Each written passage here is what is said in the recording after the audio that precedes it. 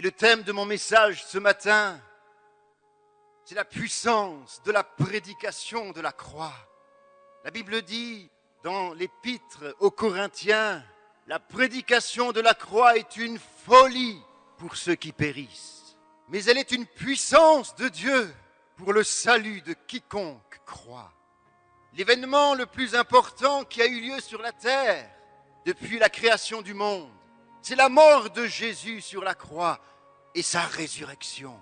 Le plus grand message de la Bible, c'est le message de la croix. La croix, c'est la plus grande preuve d'amour de Dieu pour nous ce matin. Ce matin, frères et sœurs, tu peux recevoir la bénédiction de Dieu parce que Jésus a été maudit à ta place sur la croix du Calvaire. Jésus à la croix a été humilié pour que toi ce matin, tu sois honoré. Jésus à la croix a été meurtri, blessé pour que toi ce matin, tu sois guéri. Oui, de ton problème de cœur, au nom de Jésus-Christ, qu'il refonctionne normalement. Oui, pour tes yeux, au nom de Jésus-Christ, vois. Jésus a été rejeté à la croix du Calvaire pour que tu sois accepté ce matin. Jésus a été frappé pour que tes blessures intérieures soient guéries. Jésus a été trahi, maltraité pour que ce matin, tu puisses trouver en lui un ami fidèle. Jésus a été incompris pour que ce matin, tu sois pleinement compris. Jésus connaît ta solitude. Il a été abandonné. Mais ce matin, Jésus est avec toi dans ton problème. Jésus est avec toi dans ta difficulté. Jésus est avec toi quand ça va bien. Jésus est avec toi quand ça va mal. Pourquoi la croix? Pourquoi un tel sacrifice? Parce que le sacrifice libère la puissance. Et plus le sacrifice est important, plus le sacrifice est grand, plus le sacrifice est pur et saint, plus la puissance est libérée. C'est pourquoi Jésus a été crucifié à la croix. Dieu n'a pas envoyé un ange. Il aurait pu envoyer un ange et sacrifier un ange. Mais Dieu a sacrifié ce qu'il avait de plus cher. Dieu a sacrifié le meilleur. Dieu a sacrifié le plus pur, le saint des saints. Dieu a sacrifié Jésus-Christ. Pourquoi? Afin que la plus grande puissance soit libérée au travers de la croix du Calvaire. Le sacrifice libère la puissance. Et la puissance du pardon est pour nous ce matin. La puissance de l'amour de Dieu est pour nous ce matin. La puissance de la guérison est pour nous ce matin. Rien ne peut s'opposer à la gloire de Dieu, à sa puissance, à son amour. Parce que le sacrifice parfait, c'est Jésus-Christ. Et j'aimerais vous amener et nous amener ce matin à Golgotha, à Gethsémane. Et là, au jardin de Gethsémane, Jésus va se jeter contre terre et il va commencer à prier son Père. Père, s'il est possible que cette coupe s'éloigne de moi.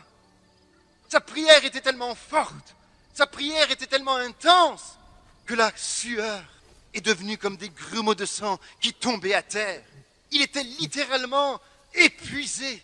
La force de sa prière, la pression était tellement forte. Dieu va envoyer un ange pour fortifier son fils.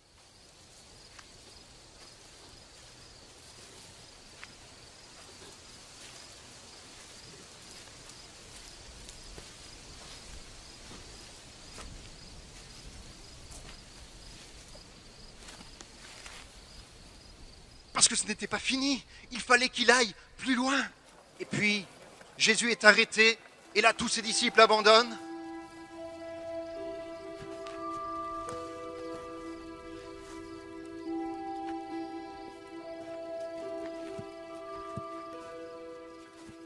À partir de ce moment-là, Jésus va connaître la flagellation. 39 coups de fouet. Et vous savez, ce n'est pas les fouets qu'on voit aujourd'hui. Ces fouets avaient 12 lanières. 12 lanières sur lesquelles il y avait des morceaux d'os et des boules de fer. Et un seul de ces coups, vous arrachez la chair et vous mettez les os à nu. Jésus n'a pas seulement reçu un coup de fouet, mais 39 coups de fouet. Ça a été terrible. Et Jésus commence à marcher, mais il est déjà défiguré parce qu'on lui a mis une couronne d'épines sur la tête et les épines faisaient au moins 10-15 cm et enfoncées sur son crâne, il a triplé de volume. Mais il va tomber plusieurs fois, il se relève, mais il n'a plus la force. Alors quelqu'un va l'aider, Simon de Cyrène, pour porter sa croix. Et ils arrivent au lieu nommé Golgotha. Et là, on met Jésus par terre, on l'enlève ses vêtements et on commence à lui enfoncer des clous dans ses mains. Voilà les clous dans ses mains et dans ses pieds. Il va être cloué sur la croix. Et Jésus accepte. La croix est relevée. Il est entre deux brigands. Tous se moquent de lui. Les passants l'injurient. Il a sauvé les autres. Il ne peut se sauver lui-même. Mais si tu es le Fils de Dieu, descends de la croix. On croira en toi. Et Jésus est là. Il est 9 heures du matin. Il est cloué sur la croix du calvaire. Et il va dire, mon Père, pourquoi m'as-tu abandonné? Jésus était angoissé. Il a été enlevé par l'angoisse. Mais pourquoi? Parce qu'il est fait pécher à ce moment-là. Non seulement il porte nos péchés, mais Jésus devient péché pour nous. Mais ça ne s'arrête pas là. Jésus va dire, tout est accompli. Entre tes mains, Père, je remets mon esprit. Et à ce moment-là, à l'instant même où Jésus dit cela, il expire, il meurt. En un mot, entre tes mains, Père, je remets ma vie. Prends ma vie. Et Dieu prend sa vie. Ça, c'est le côté humain, mais j'aimerais aller un petit peu plus haut. Il s'est passé quelque chose d'extraordinaire dans le monde invisible, ce qu'on ne voit pas. Toutes les hiérarchies sataniques, les démons, les puissances des ténèbres sont là et ils regardent. Et ils vont fondre sur lui. Lisez le psaume 22. Les taureaux de Basan qui m'entourent, des chiens qui m'environnent. Ce sont des esprits, les puissances démoniaques qui fondent sur Jésus pour le faire payer, pour le faire souffrir, pour qu'il n'aille pas jusqu'au bout, pour le faire descendre de la croix. Et Jésus est attaqué dans son corps, mais il est attaqué spirituellement, il est attaqué intellectuellement, il est attaqué dans tout son être. Il est sans force. On va le faire payer. Pourquoi? Parce que lors du ministère de Jésus, Jésus guérissait les malades, il chassait les démons, il ressuscitait les morts, il rendait la vie aux aveugles. Et là, c'est l'heure des ténèbres. Alors hiérarchie après hiérarchie, ils vont venir pour le faire souffrir, pour au moins lui faire sortir de ses lèvres une parole de reniement, de rejet, de haine. Plus l'amour de Jésus coule de sa souffrance, plus l'amour de Jésus coule de la croix. Pour toi, pour moi. Le mal qu'on lui faisait, il l'a surmonté par le bien. Et puis, montons encore un peu plus haut, c'est-à-dire dans le domaine des anges de Dieu. Parce qu'à ce moment-là, tous les regards sont centrés sur Jérusalem, à Golgotha, sur la croix. Et les anges de Dieu sont là. Ils sont prêts à intervenir pour sauver Jésus.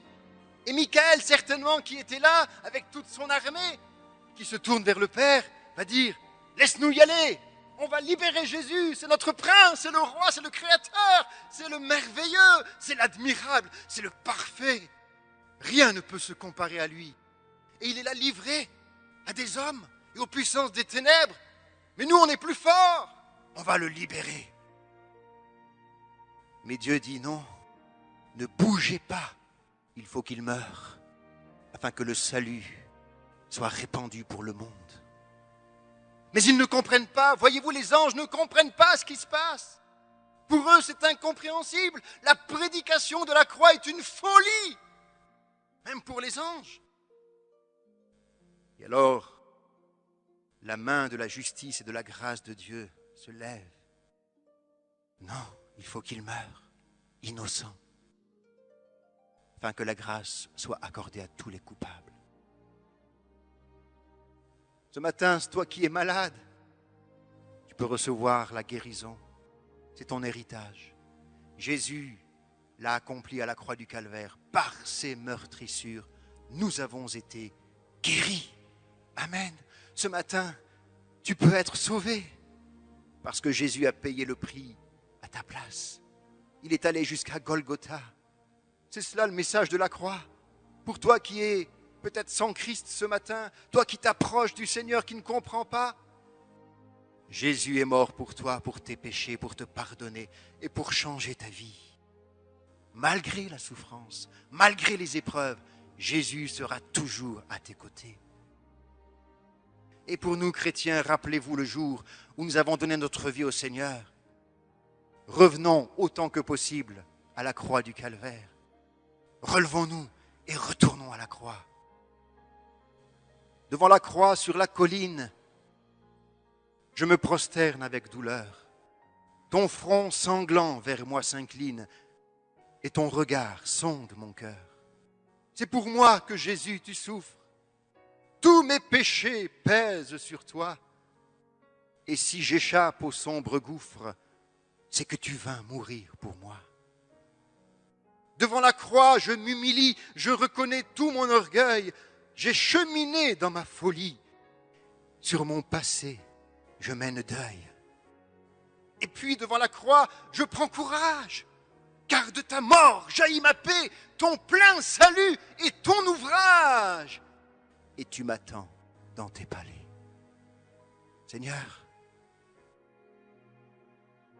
tu es celui qui ce matin répand ton amour, parce que la plus grande puissance dans l'univers a été libérée à cause du plus grand sacrifice qui a eu lieu. Celui de Jésus-Christ. Et ce matin, Seigneur, nous voulons saisir cette victoire. Toi qui es perdu ce matin, viens à Jésus. C'est-à-dire, viens à la croix, viens au pied de Jésus. Il est là, il est ressuscité. Et s'il voulait, il pourrait apparaître comme il l'a fait à ses disciples. Et il pourrait montrer ses mains et ses pieds percés en disant, c'est moi, n'ayez pas peur, regardez mes mains et mes pieds, c'est bien moi. Touche mes mains, mets tes mains dans mon côté. Jésus pourrait le faire. Mais il est là, en esprit. Tu peux t'approcher de lui et tu peux être sauvé. Et si tu es malade, tu peux être guéri simplement. Si tu crois, tu peux être fortifié, encouragé, relevé, pardonné et restauré. Ce matin, c'est pour toi que Jésus a parlé.